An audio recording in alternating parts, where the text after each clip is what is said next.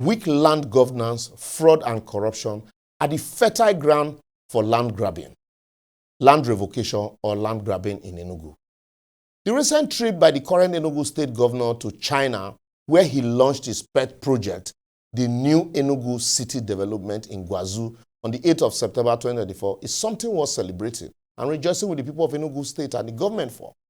However, in as much as the launch should bring happiness and celebration, the fear of many diaspora Enugu state indigenes, many of whom had invested in the Ligarin Ugwaji community on reserved land acquisition, is that the government should not rob Peter to pay Paul. Anyway, you know, say the governor name na Peter. So if the case is not properly handled, you might say Peter robbed, himself to pay Paul. It's a credibility issue. Make with a watch. Between 2011 and 2014, the Ugwaji people in Enugu registered 3 layouts with the Enugu State Land Registry, namely Promised Land Layout, Valley Layout, and the Umungwa Ndiaga Layout. It's a mouth-filling anyway, but you understand what I mean. Thereafter, they freely sold to members of the public, including those in diaspora. I know in our diaspora, they buy land for here. Many whom started building. But on July 12, 2020, the then Commissioner for Housing in Enugu State demolished the said building for reasons best known to him. You know, say here, government, they use IC bare land where they don't develop.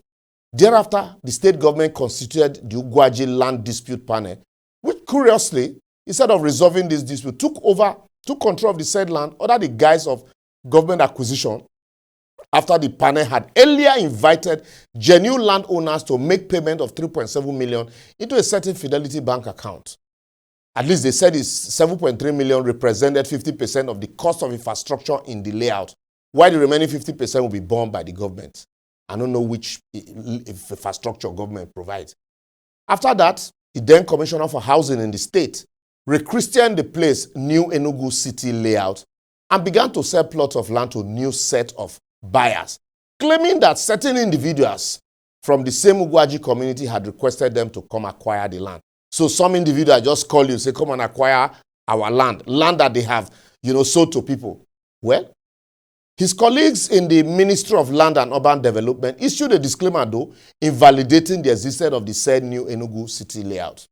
But curiously, while the back and forth was going on, the state government issued a notice of acquisition of the entire Ugwaji land and also included the Amichu Kwani Ogwinike community in the Enugu South and Enugu North local government through the same office of the Commissioner for Land and Urban Development.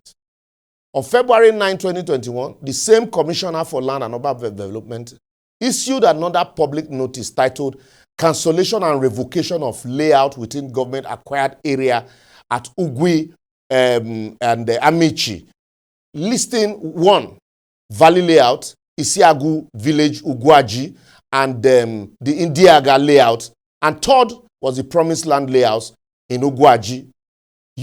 As cancelled, he listed all of this as cancelled layout and subsequently renamed it Coal City Eastern Extension Layout Estates.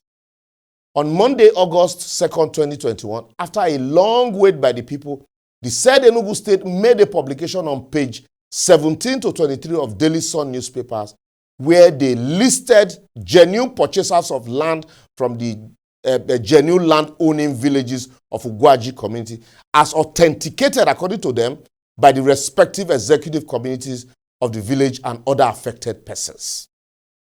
December 29, 2021, Coal City Eastern Extension Estate Alliance Limited was registered at the Corporate Affairs Commission.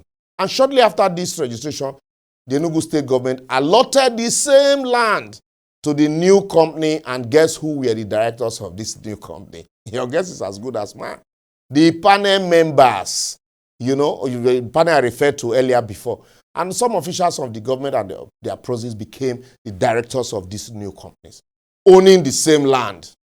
After registration, they established an office at Golden Royal Hotel Independence Layout with their billboard and flyers advertising this same land for sale, which the same government had claimed was acquired for variety public interest. How do you acquire a land for variety public interest and you start selling it? Anyway, trust Nigerians.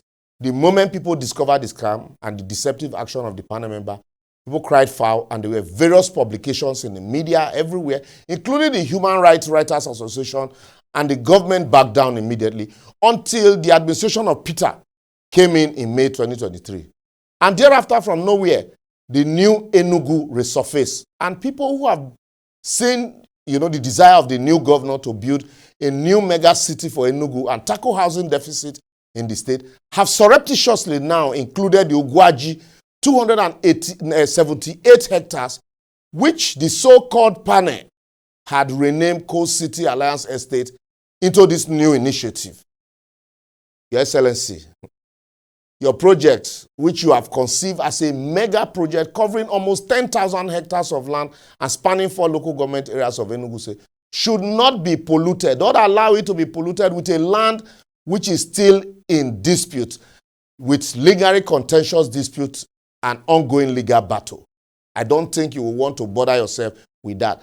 And because here, no man made land, and no man can take land away. All of us made land here and we leave it here. So I will therefore advocate the current governor should refuse any temptation whatsoever to include the 278 hectares of land belonging to numerous purchasers, namely those recognized by the panel as genuine landowners, and those deliberately excluded by the so-called panel for reasons best known to them. And if he must acquire, he should pay adequate compensation to all the previous owners as a way of encouraging future investment, even in this his current pet project. And failure to do so will drag his name down in history as one Igbo man who took land from other Igbo people. And we know what that means in Igbo tradition. Anyway, let me pause here and await the action of the amiable governor. So that they talk about this psychopathic civil servant, amiable. Kindly follow us on all our social media platforms shown on your screen. Like, share until it gets to the governor. Like they say, a word they say in half, a word they say is enough for the wise. I don't talk my own. It is now left for the government to act or do otherwise. And mind you, no matter how they act, other tribes are waiting to see how the governor will treat his fellow Igbo investors. And whatever he does will be a reference point for his people anywhere they acquire properties or their properties are demolished. Because people will always say, why are you shouting after Enugu State collecting our land? Or not do anything. So let the governor do the right thing. See you next week.